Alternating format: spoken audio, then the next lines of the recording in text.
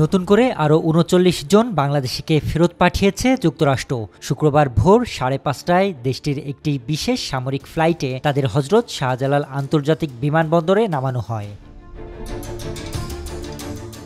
এই নিয়ে ২০২৪ সালের শুরু থেকে চলতি বছরের আগস্ট পর্যন্ত যুক্তরাষ্ট্র থেকে ফেরত পাঠানো বাংলাদেশির সংখ্যা ২২০ ছাড়িয়েছে।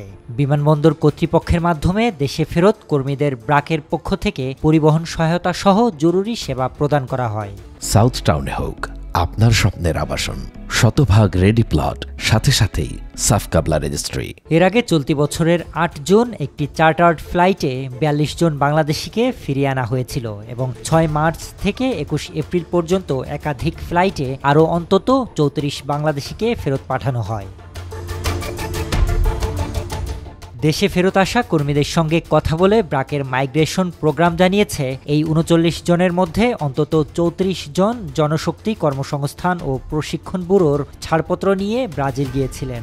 এরপর সেখান থেকে মেক্সিকো হয়ে অবৈধভাবে যুক্তরাষ্ট্রে প্রবেশ করেন। আর বাকি ৫ জনের মধ্যে ২ জন সরাসরি যুক্তরাষ্ট্রে যান এবং ৩ জন দক্ষিণ আফ্রিকা থেকে দেশটিতে প্রবেশ করেন।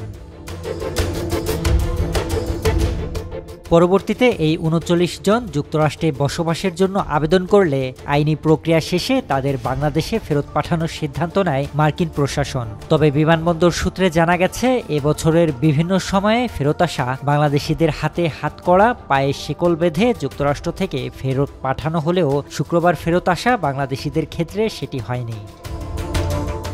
শরীফ রাহাত, নিউজ ডেস্ক, বাংলাদেশের খবর।